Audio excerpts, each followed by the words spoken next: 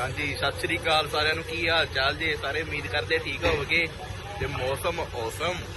ਤੇ ਅੱਜ ਅਸੀਂ ਚੱਲੇ ਆ ਜਨਮ ਸਥਾਨ ਬਾਬੇ ਨਾਮਦੇਵ ਤੇ ਚਲੋ ਤੁਹਾਨੂੰ ਨਾਲ ਲੈ ਕੇ ਚੱਲ। ਲੋ ਜੀ, ਗੱਡੀ ਸਾਡੀ ਆ ਗਈ ਆ ਪੂਰੀ ਤਿਆਰ ਬਰ ਤਿਆਰ ਆ ਤੇ ਚ ਬਹਿ ਕੇ ਰੇ ਚੱਲਾਂਗੇ। ਲੋ ਜੀ, ਬਸਮਤ ਨਗਰ ਅਸੀਂ ਪਹੁੰਚ ਗਏ ਆ। ਇਹ ਨੰਦੇੜ ਸ਼ਹਿਰ ਤੋਂ 40 ਕਿਲੋਮੀਟਰ ਦੂਰ ਆ ਤੇ ਸੜਕ ਬਹੁਤ ਵਧੀਆ ਬਣੀ ਆ। ਵਿੱਚੋਂ ਵਿੱਚ ਕਿਤੇ ਕਿਤੇ ਖਰਾਬ ਆ, ਜਿਵੇਂ ਆ ਥੋੜਾ ਜਿਹਾ ਟੋਟਾ ਆਏਗਾ, ਬਾਕੀ ਪੂਰੀ ਇਸ ਤਰ੍ਹਾਂ ਦੀ ਵਧੀਆ ਸੜਕ ਆ। ਅੱਗੇ ਲਾਗੇ ਜਾ ਕੇ ਦੇਖਦੇ ਆ ਸ਼ਹਿਰ ਨੂੰ ਹੁਣ। ਲੋ ਜੀ, ਪਹੁੰਚ ਗਏ ਗੁਰਦੁਆਰਾ ਦਮਦਮਾ ਸਾਹਿਬ। ਬਸਮਤ ਨਗਰ ਵਿੱਚ ਇਹ ਗੁਰਦੁਆਰਾ ਸਾਹਿਬ ਪੈਂਦਾ ਜੀ। ਤੇ ਇਸ ਗੁਰਦੁਆਰੇ ਦਾ ਇਤਿਹਾਸ ਇਹ ਆ ਜੀ, ਜਦੋਂ ਗੁਰੂ ਗੋਬਿੰਦ ਸਿੰਘ ਜੀ ਮਹਾਰਾਜ ਪੰਜਾਬ ਤੋਂ ਆਏ ਤੇ ਉਹ ਕੁਝ ਦਿਨ ਇੱਥੇ ਠਹਿਰੇ ਸੀ ਤੇ ਫਿਰ ਇਹ ਗੁਰਦੁਆਰਾ ਦਮਦਮਾ ਸਾਹਿਬ ਪ੍ਰਸਿੱਧ ਹੋ ਗਿਆ।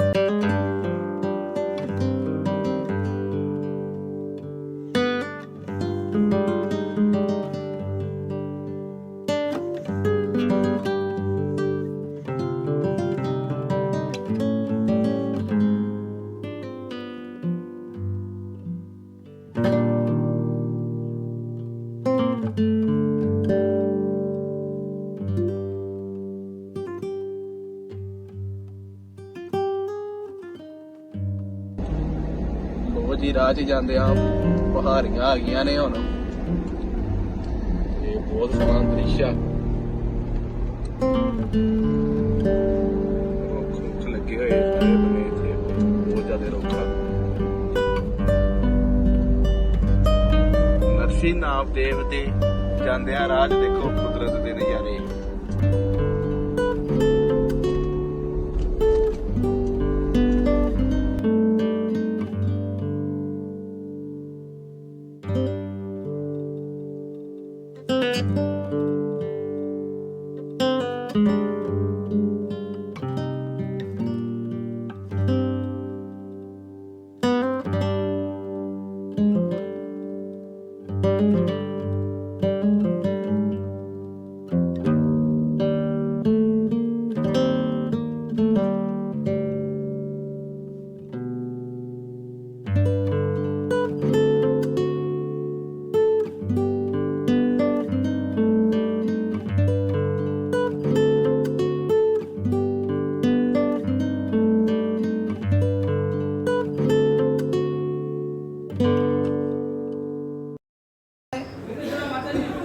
और जब यहाँ इतना बड़ा चमत्कार हुआ है, फिर ये जगह को छोड़कर बाबा पंजाब कैसे गए हैं, ये पूरा यहाँ के इतिहास में आता है। सुना देता हूँ, सुन लो। ये यहाँ पर जो आप चक्की देख रहे हैं, ये चक्की संत शिरोमणि भगत नामदेव बाबे दी चक्की है। ये 1100 साल पुरानी चक्की। नामदेव जी को यहाँ आकर 750 साल हुए हैं। पुराने समय की बात है, आटा निकालने के लिए बिजली नहीं थी और ना ही कोई मशीन थी। तब इतने जो संत थे, साधु थे, वही चक्की नु बैल लगाया करते थे। ये चक्की नु बैल लगाना, उसमें से आटा निकालना और फिर लंगर का प्रसाद पाना। संत शिरोमणि भगत नामदेव बाबा इथे गुरु धारण करने के लिए आए थे। सादे सिंपल रूप में आए थे, किसी को पता नहीं चला ये महापुरुष बाबा नामदेव। ये दीवार के साथ में पीछे इथे गेट जो है वो भगवान शिव जी का मंदिर है। मंदिर की उम्र है 5,500 साल। 5500 साल पुराना मंदिर है। पूरे हिंदुस्तान में शिवजी भगवान के मेन 12 मंदिर बने हैं। उन 12 मंदिरों में से इत्थे वाले मंदिर का 8वां नंबर आता है। ये मंदिर नु 8वां ज्योतिर्लिंग नागेशम दारुकावन कहते हैं। मंदिर का निर्माण पांडवों ने किया है। श्री कृष्ण भगवान के युग में मंदिर बना हुआ है। वो मंदिर का दरवाजा पुरातन में पूर्व दिशा में था।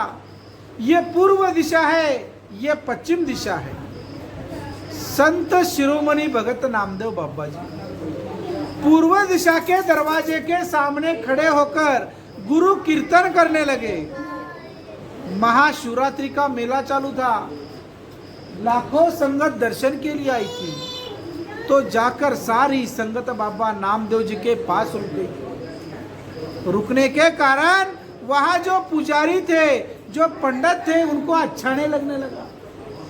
बाबे नामदेव जी ने कहने लगे, कहां से आए हो और मंदिर में आने की इजाजत किसने दी है? मंदिर में रुकना नहीं, मंदिर के पीछे जाओ और अपना कीर्तन सुनाओ। महापुरुष संत नामदेव बाबा मंदिर के पीछे जाकर कीर्तन करने लगे। भगवान ने देख लिया, ये बंदा मेरा सही भगत है। चलकर नंगे पांव आया है 400 किलोमीटर दूरी से। मेरे दरबार में धक्का मुक्की मिली। इतना बड़ा पत्थर का मंदिर पूर्व दिशा से पश्चिम दिशा घूम गया। जब इतना बड़ा पत्थर का मंदिर पूर्व से पश्चिम हो गया, आज भी मंदिर नो थल्ले न्यू नहीं है, फाउंडेशन नहीं है।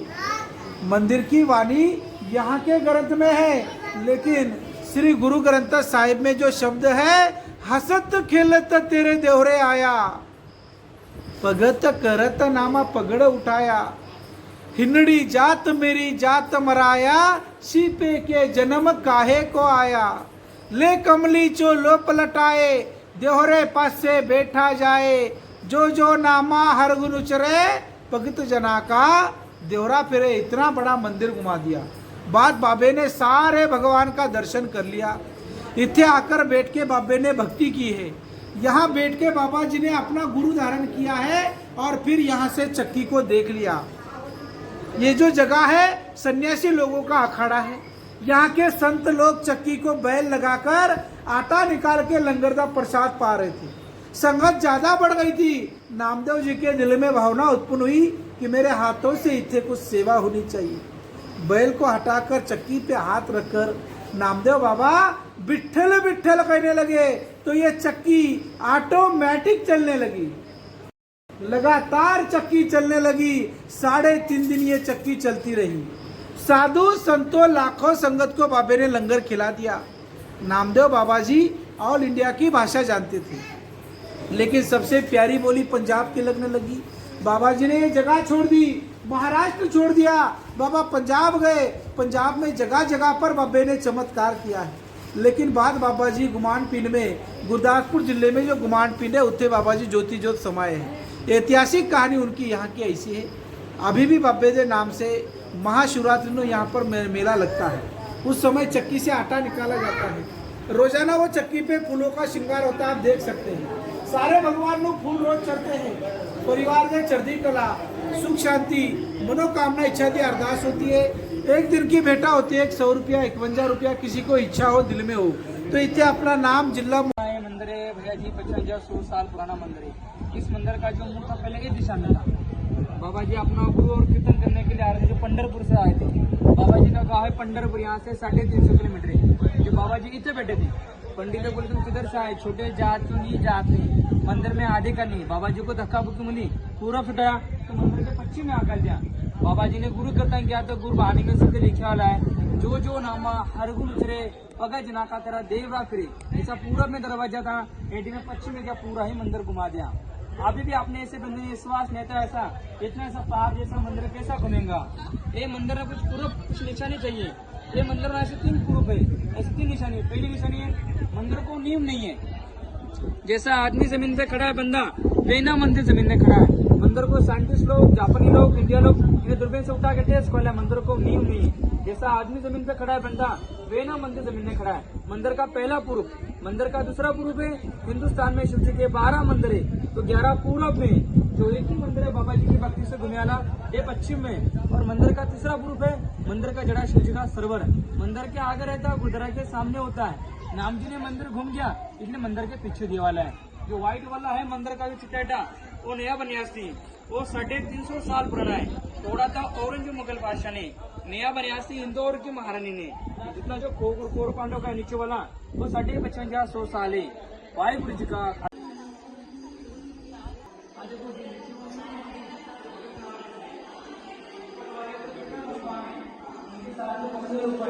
बाबा जी ने वो दर्शन किया तो 72 बार दर्शन किया था, अलग अलग रूप से दर्शन किया था। जब बाबा जी 5 साल की उम्र में थे, जब विठल भगवान जी ने उनको सब ग्रंथ सिखाती, ओडी ओडी की भाषा आती थी। जब बाबा जी पंजाब में गए थे, तो बाबा जी को इधर से धक्का मुक्की मिली थी, बोले तो जिनको जो प्यारी अच्छा आपको जगह लगे वो जगह पे जाओ।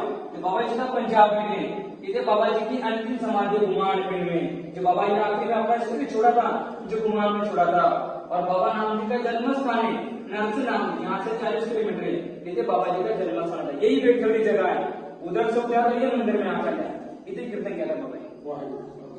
ऊपर पत्थर की है, ऊपर का सीमेंट का चुनने का है, और ऊपर वाला भाग है, आधा भाग छोड़ के भाग गया था औरंगजेब मुगल बादशाह, वो फिर से नया बना से व्हाइट वाला इंदौर की महारानी ने।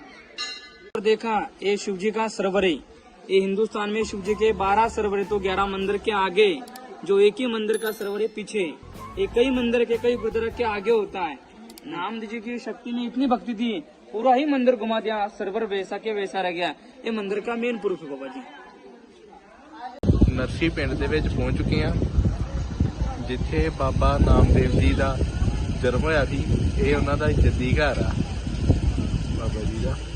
ਚਲੋ ਤੁਹਾਨੂੰ ਦਰਸ਼ਨ ਕਰਾਉਂਦੇ ਆ ਨਾਲ।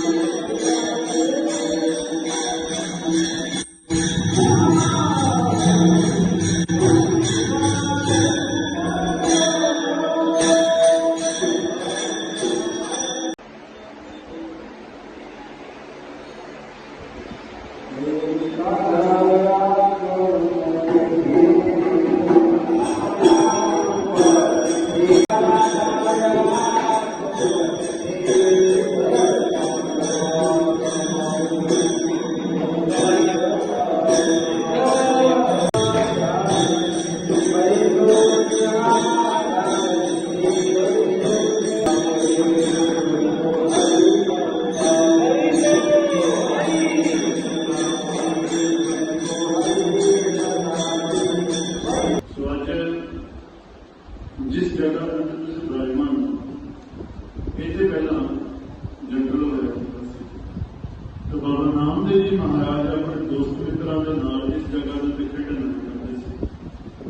ਇੱਕ ਦਿਨ ਅਚਾਨਕ ਸ਼ੇਰ ਆ ਗਿਆ ਤਾਂ ਸ਼ੇਰ ਨੂੰ ਦੇਖ ਕੇ ਸਾਰੇ ਦੋਸਤ ਮਿੱਤਰ ਪਿੰਡ ਵਿੱਚ ਆਏ ਤੇ ਪਿੰਡ ਜਾ ਕੇ ਉਹਨਾਂ ਨੇ ਰੌਲਾ ਪਾ ਦਿੱਤਾ ਕਿ ਨਾਮ ਦੇ ਵਿੱਚ ਸ਼ੇਰ ਨੇ ਖਾ ਲਿਆ।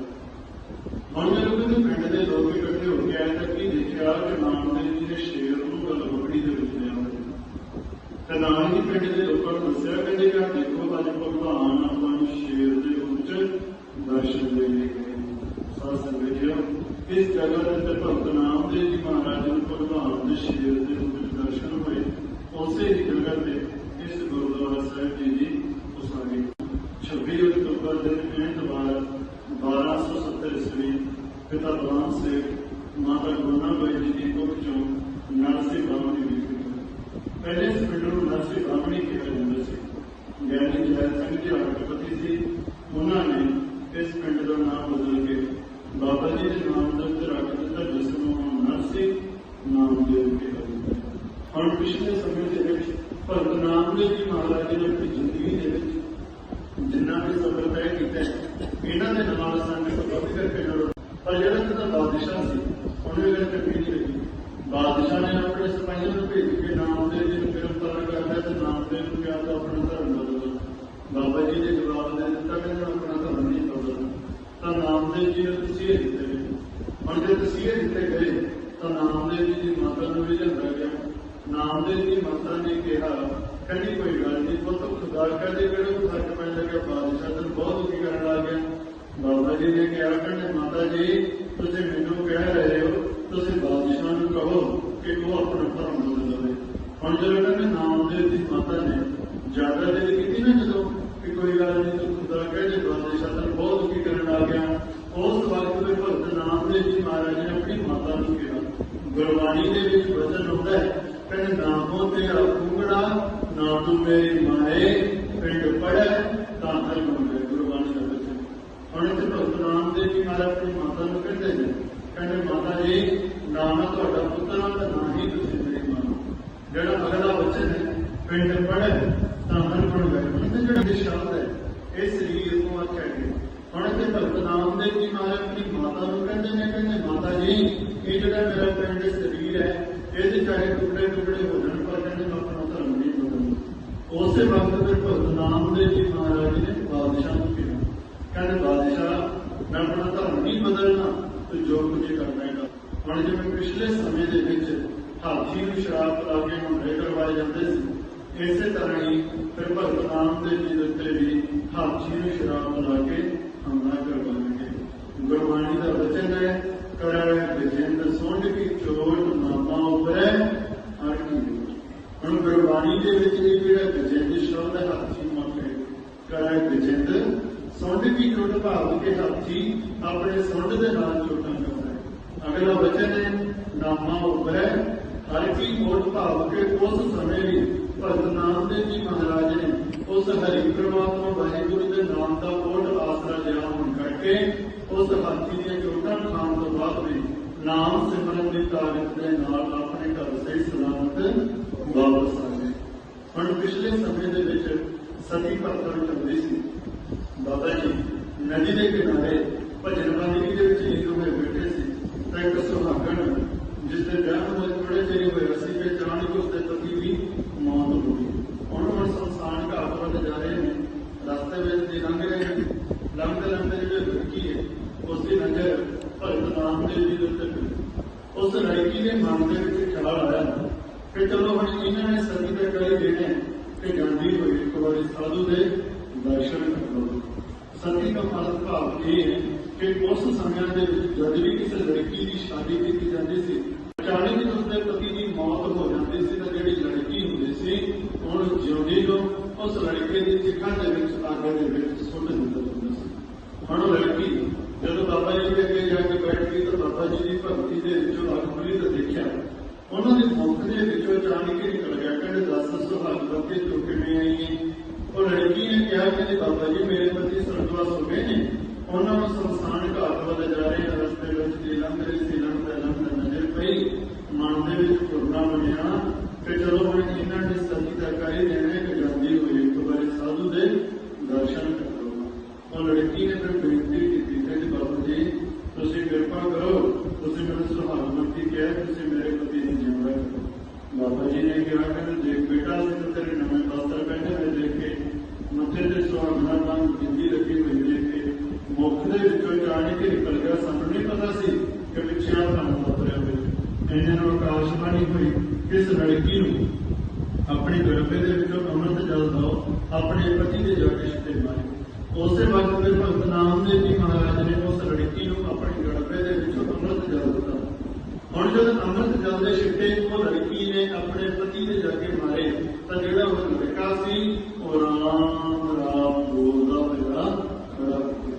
हुण जिहड़ी खबर सी जंगल के अग की तरह सारे शहर सारे मुल्क फैल गई। अचानक उन्होंने बादशाह की किसी ने जाके बादशाह ने कहा, कहते बादशाह नाम फिर तो बंदे जिउंदे करन लगा, लोग भी जिउंदी करो। हुण जदों कहते बादशाह दे कन्नां दे विच इन्नी गल पई तो बादशाह नूं बहुत ज्यादा गुस्सा आया, क्योंकि नाम दे ते बड़े गुस्सा सी। धर्म बदल ही पिया सी, नाम दे ने बदलिया नहीं कि हुण तो बंदे जिउंदे करन लग गया। अपने सिपाहियों नूं भेज के नामदेव जी नूं फिर गिरफ्तार कर लिया ते पिंड दा भारी इकट्ठ कर लिया। नामदेव का नामदेव आ गौ मरी पई लिखण जिउंदी कर, नहीं तो शरीर पई उसके नाम तेरी गर्दन कट देगी। 7.5 घड़ियां का समा भगत नामदेव जी नूं दिता गया। जब कुछ भी समा बीत गया, थोड़ा समा बाकी रह गया, तो भगवान गरुड़ के सवार के उत्ते पहुंचे। भगवान ने कहा, कहते दस नामदेव धरती पलटा दें कि गौ जिउंदी करनी। बाबा जी ने कहा, कहते धरती नहीं पलटनी, बहुत ज्यादा नुकसान हो जाना है। अपना तो मसला सिर्फ गऊ है, बस तुम इन्नी कृपा कर दो और गऊ मरी पई लिखण जिउंदी कर दो। साथ संगत तो उस वक्त भगवान ने वो गऊ जिउंदी की। हुण गऊ का दुध बच्चे ने चुंगिया, बाद दुध बादशाह नूं पिलाया गया। बादशाह का पेट दर्द करन लग गया, बहुत इलाज करवाया, पेट तो ठीक नहीं होया। किसी ने जाके बादशाह नूं कहा, कहते बादशाह नामदेव के चरण फड़ ला। हुण जदों कहते बादशाह नामदेव जी के चरनी आया तो बादशाह का दर्द ठीक हो गया। बादशाह ने खुश होकर इनाम दे बाबा जी ने बिस्तरा दिता, और बिस्तरा बाबा जी ने रखा नहीं, नदी के विच रोड़ दिता। किसी ने फिर जाके बादशाह को शिकायत कर दी, कहते बादशाह जिहड़ा बिस्तरा तुसीं नामदेव नूं दिता सी वो तो उस नदी च रोड़ता। बादशाह कहता नामदेव नूं बुलाओ। हुण जदों नामदेव जी नूं बुलाया गया तो बादशाह ने कहा, नामदेव साडा बिस्तरा सानूं वापस कर दे। साथ संगत जीओ, जिस नदी के विच बिस्तरा रुड़िया सी, नदी उठी चल पई, एक बिस्तरे की जगह 9 बिस्तरे वापस आए। तो बाबा जी ने क्या कहते रहे, भाई जेड़ा तेरा है अपना पछाण दा। बादशाह से सामने बाबा जी ने जख्मी लगे पे। साथ संगत जीओ, हुण जद भाई नामदेव जी महाराज इधर महाराज ने जो पिंडा तय करके पंजाब नूं गए ने, पहला बस्सी पठाण गए ने, उस तो बाद भूत पिंड गए ने, फिर गुरदासपुर जिले के पिंड घुमाण दे विच गए ने। उत्थे इन्हां दा सेवादार सी बाबा बोड़दास जी। पर बाबा बोड़दास जी नूं विआहण वास्ते लैके गए सी अमृतसर जिले के पिंड मरड़ी कलां दे विच। मरड़ी कलां तो जा के उस तो बाद भगत नामदेव जी महाराज ने फिर गुरदासपुर जिले के पिंड घुमाण दे विच 18 साल भगती की। 80 साल की उम्र के विच 1350 दिन भगत नामदेव जी महाराज घुमाण विखे ज्योति जोत समा गए। अंगीठा से घुमाण विच बनिया होया। घुमाण तो 1 किलोमीटर दूरी ते है पिंड भट्टीवाल। उत्थे भगत नामदेव जी महाराज दे 3 गुरुद्वारा साहिब बने हुए हैं। गुरुद्वारा खूह साहिब, गुरुद्वारा कुंडी साहिब, गुरुद्वारा नामदेव साहिब। साथ संगत जीओ, जे गुरदासपुर के हादसों का समय गलती होगी होवे, साथ संगत जी बख्श दिओ, बख्श लेना। हुण प्रसाद तो गुरु घरां दे प्यारे चढ़ लंगर बाहर काउंटर लगे हुए, काउंटर तो इतिहास की किताब जरूर लेके जाओ। वाहिगुरू जी का खालसा, वाहिगुरू जी की फतेह।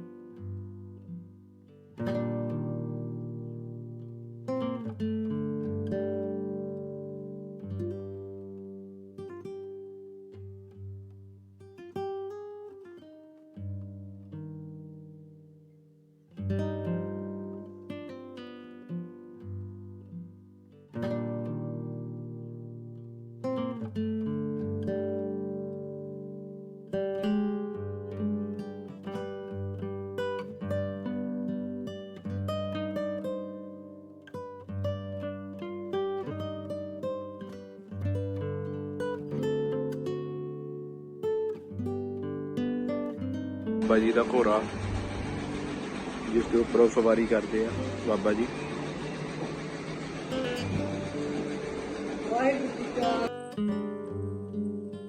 ਫਿਰ ਇਹ ਜੀ ਬਾਕੀ ਸਭ ਘੋੜੇ।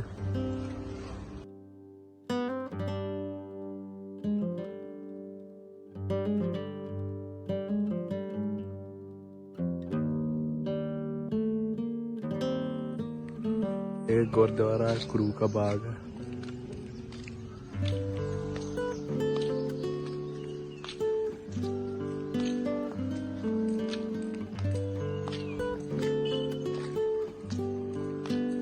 बहुत सोहना दृश्य है जी, बहुत वधिया बनाया, फुल बूटे बहुत लाए आ।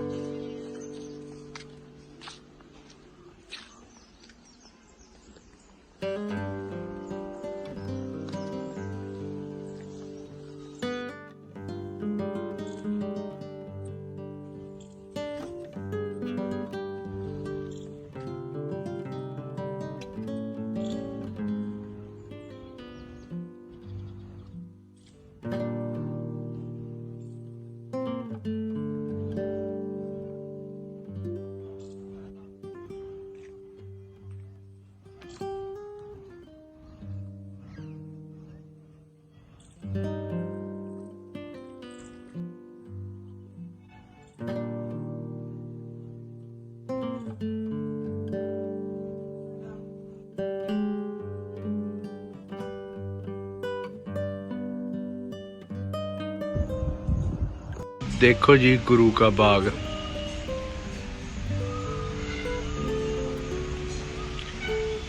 इत्थे लेजर शो हुंदा सी पहला ते हुण इन्हां ने करोना टाइम च फिर बंद करता।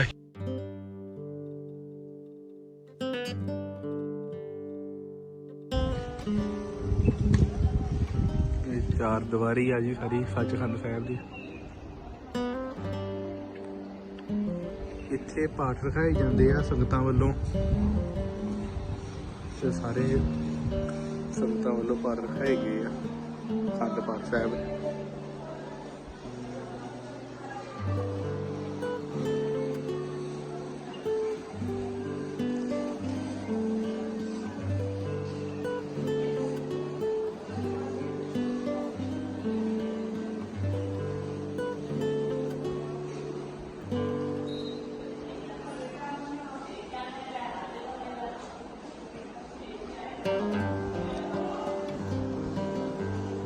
संगतां आराम कर रही हैं।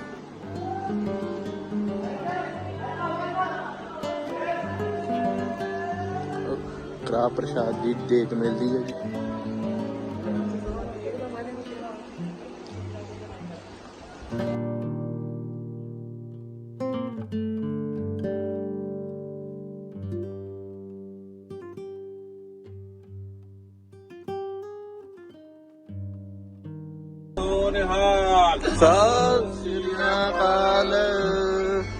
हाँ जी जी अज अं चल चले हैं जी वापस हुण ते समान वगैरह सब रख लिया। ये भी साडा यात्री निवास जिथे आपां रहिंदे जी ते चले हुण वापस रेलवे स्टेशन वाल नूं जा रही है बाबियां दी बस लैके सब संगत नूं।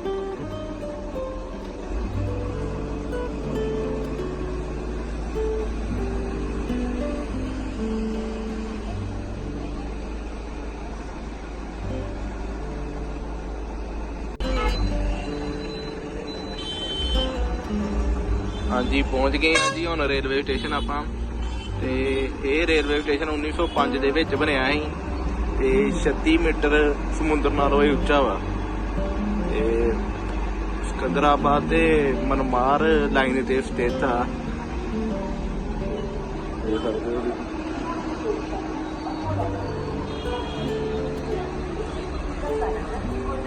इधर पार्किंग एरिया टैंपू टूपू आ गए होंदे आ गड्डियां वास्ते।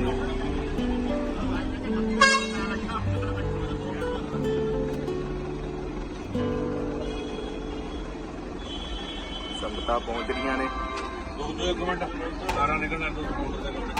लगी आ सचखंड एक्सप्रैस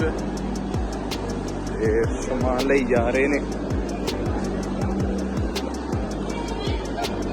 जी। समान समून साम लिया वा ਇਹ ਰਿਹਾ ਆਪਣਾ ਡੱਬਾ ਐ ਪੂਰੇ ਬੂਹੇ ਬਾਵੇ ਲੱਗੇ ਨੇ। ਇਹ ਰਹੀ ਜੀ ਆਪਣੀ ਸੀਟ। ਇਹ ਆ ਜੀ ਆਪਣਾ ਫਸਟ ਕਲਾਸ AC ਵਾਲਾ ਡੱਬਾ। ਆ ਇਹਦਾ ਦਰਵਾਜ਼ਾ ਲੱਗਾ ਹੈ। ਆ ਸਰਦਾਰ ਸਾਹਿਬ ਸੌਂ ਰਹੇ ਆ ਇਹਦੇ 'ਚ। ਇਧਰੋਂ ਇਹ ਪੌੜੀਆਂ ਚੜੇ ਆ। ਇਹ ਕਹਿੰਦੇ ਵੀ ਸੌਣਾ ਆ ਹੁਣ ਅਸੀਂ। ਖੁੱਲੇ ਡੁੱਲੇ ਸੌਂ ਰਹੇ ਆ। ਕਾਫੀ ਖੁੱਲੇ ਬਰਥ ਆ ਇਹਦੇ ਜਿਹੜੇ ਆ। ਦਰਵਾਜ਼ਾ ਜਿਹੜਾ ਆ ਲੌਕ ਹੋ ਜਾਂਦਾ ਆ।